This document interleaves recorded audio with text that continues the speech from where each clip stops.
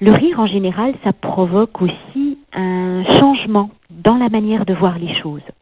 Les psychologues vont parler de remaniement de la perception. C'est un peu comme si on changeait de cadre.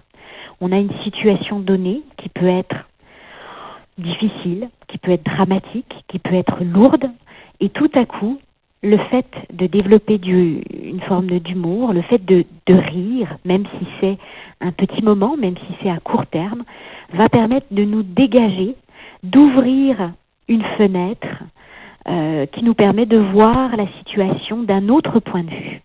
Donc ça change de cadre, ça élargit souvent notre vision, ça nous permet de la voir plus globalement, plus largement, sans être centré sur un seul élément. Et donc de renouveler aussi notre manière de faire face à cette situation. Parce que quand on voit autrement, cela permet aussi de développer d'autres idées, d'autres attitudes pour adapter notre comportement à la situation et peut-être la vivre mieux. C'est pourquoi on assimile beaucoup également l'humour et le rire à une activité créatrice. Souvent, quand on fait des tests psychologiques, on s'aperçoit que les gens qui ont une capacité à faire de l'humour sont également des gens qui ont une facilité à résoudre des problèmes. Des tâches de résolution de problèmes, donc des tâches qui exigent un sens de la créativité. Donc des personnes qui vont être capables de mobiliser leurs ressources, changer leur perception et trouver une solution à la situation. On dit également que l'humour permet de mieux tolérer l'angoisse.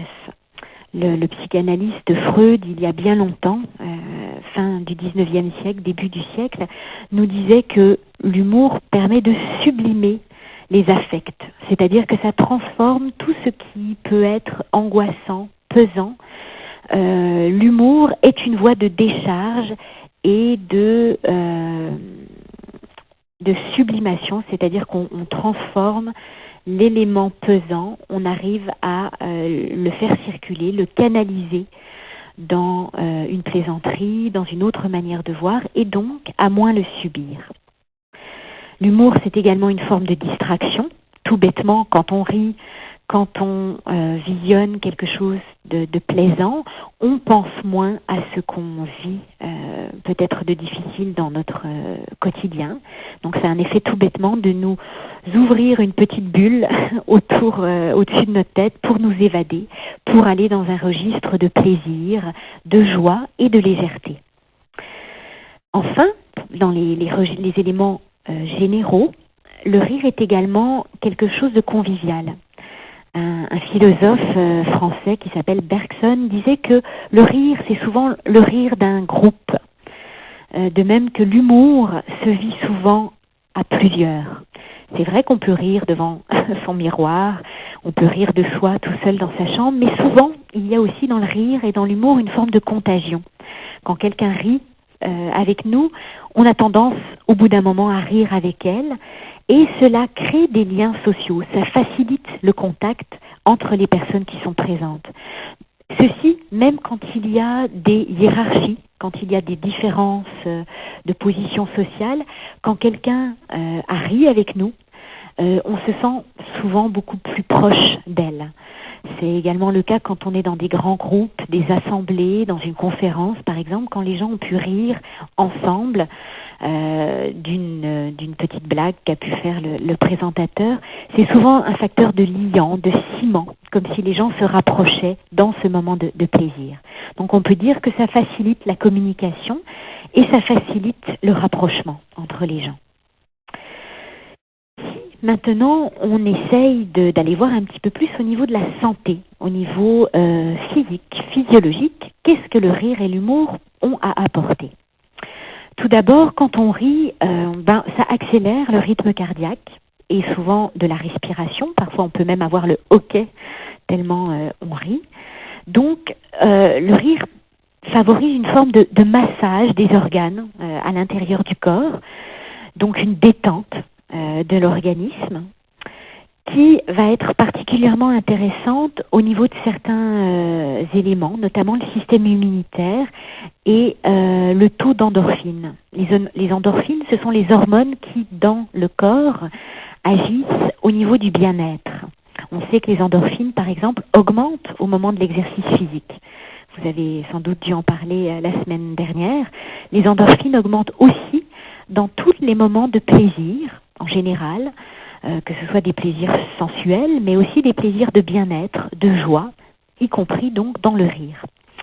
Donc les études qui existent actuellement montrent qu'il y a un lien positif entre le rire et l'humour et l'augmentation de la résistance du système immunitaire au niveau de l'organisme. Donc quand on rit, quand on favorise une attitude pleine d'humour, on a tendance à renforcer notre système immunitaire, donc à faire face davantage aux agressions de l'extérieur, aux infections. Donc on peut penser que cela agit bénéfiquement dans un processus de guérison.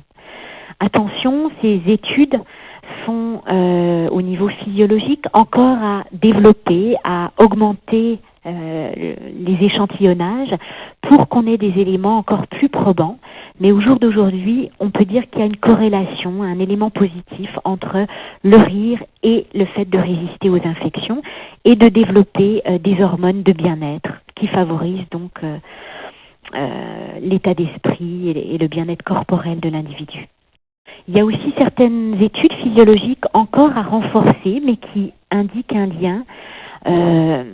Cette fois-ci, ces études-là sont plus anciennes. Je vous les citais tout à l'heure avec l'exemple de Norman Cousine, qui a débuté ses recherches. C'est le lien qu'on peut faire entre la douleur et le rire. Donc le rire, l'humour ont tendance à diminuer la douleur ressentie. Enfin, l'humour et le rire diminuent également la pression sanguine.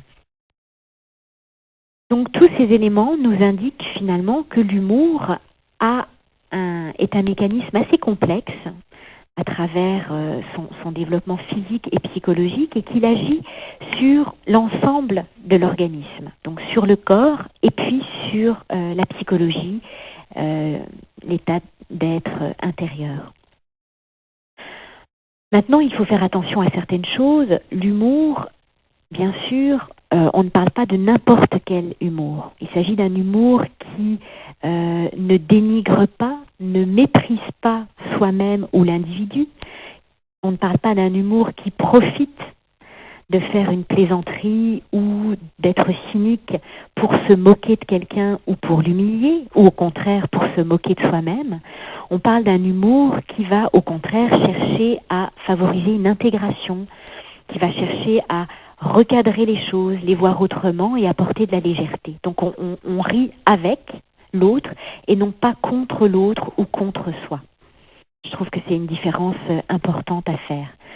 Donc le rire en général, dans ce cas-là, peut provoquer une meilleure estime de soi. Les gens qui sont capables d'avoir cette légèreté, ce sens de l'humour, généralement ont une meilleure confiance en eux. Cela entraîne une perception qui est diminuée au niveau du stress. Donc ça nous permet de faire face plus facilement aux situations stressantes ou anxiogènes de notre quotidien. Et puis il y a également des recherches qui montrent qu'en général, le rire et l'humour apportent moins d'anxiété et moins de dépression, et au contraire, plus de plaisir dans la vie. L'humour également, juste pour faire une petite plaisanterie aussi, on s'aperçoit qu'il y a des recherches également qui montrent que les personnes joyeuses, les personnes qui ont un sens de l'humour peuvent avoir tendance aussi à négliger plus leur santé. Donc l'humour est positif au niveau des effets sur le corps et sur l'esprit, mais dans l'attitude de la personne, parfois, on peut être plus négligent par rapport à notre santé parce que on est généralement plus bon vivant. On aime consommer les bonnes choses. C'est aussi corrélé avec des risques de maladies cardiovasculaires, d'obésité également, quand on a tendance à avoir plus de l'humour et du rire. Alors attention, il ne s'agit pas de penser que toute personne riant néglige sa santé, mais juste d'indiquer que souvent ça peut être un trait de caractère qui fait qu'on est très généreux par rapport à son entourage, très bon vivant, et que parfois on peut aussi s'oublier soi-même, donc prendre moins soin de soi. Donc c'était juste une petite précision là-dessus.